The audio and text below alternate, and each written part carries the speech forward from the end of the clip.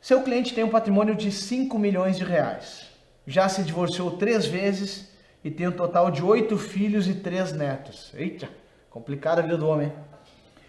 Ele te questiona se pode doar uma grande parte da sua fortuna para uma instituição de caridade depois da sua morte. Destaque esse ponto que é importante. E qual seria o instrumento mais confiável para fazê-lo? Já entendendo que terá litígio no inventário, ou seja, esses 8 filhos, 3 netos, 5 esposas, então tá todo mundo brigando, pelhando pela fortuna do velho. Você deve orientá-lo a... Vamos lá. Lavrar um testamento cerrado com direcionamento de 50% do patrimônio. B. Lavrar um testamento particular com direcionamento de 50% do patrimônio. C. Lavrar um testamento público com direcionamento de 50% do patrimônio. Ou D. Lavrar um termo de doação com direcionamento de 50% do patrimônio. Vamos relembrar a questão? Ele quer doar fortuna depois da sua morte. Destaca isso, galera. Ele não quer que tenha efeito imediato. Portanto, o termo de doação não adianta, tá? Por quê? Porque o termo de doação tem efeito imediato. Ele doaria hoje. Não é o que ele quer. Testamento é o que ele quer. Vai ter efeito depois da morte.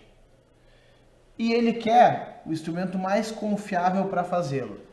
Galera, vamos lá. Vai ter litígio, 8 filhos pedindo dinheiro, os 3 netos tentando representar seus pais, as ex-esposas pedindo dinheiro na história, dizendo que conviviam com ele, vai ter namorada na história, vai ter uma confusão gigante, né? Então ele quer o instrumento mais confiável, para ter certeza que o juiz vai acatar essa doação, ou melhor, esse testamento dele, ok?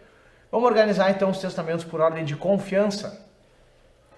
Testamento particular é o mais fraco, tá? Por quê? Porque eu faço, deixo na minha gaveta ou no cofre lá de casa. As testemunhas dizem que me viram assinando isso. Eu chamo aqui o Thiago, a Paula, dizendo assim, ó galera, meu testamento tá feito, mas tá aqui na gaveta. Não tem fé pública. Então geralmente o juiz chama as testemunhas para dizer se o Germano estava lúcido quando assinou isso e assim por diante. Imagina a confusão que vai ser esse inventário aqui. Testamento particular provavelmente seja quebrado pelos herdeiros, tá? Então, não recomende testamento particular para o seu cliente. Subindo um pouquinho, eu tenho testamento cerrado. O que é testamento cerrado? Significa fechado, tá?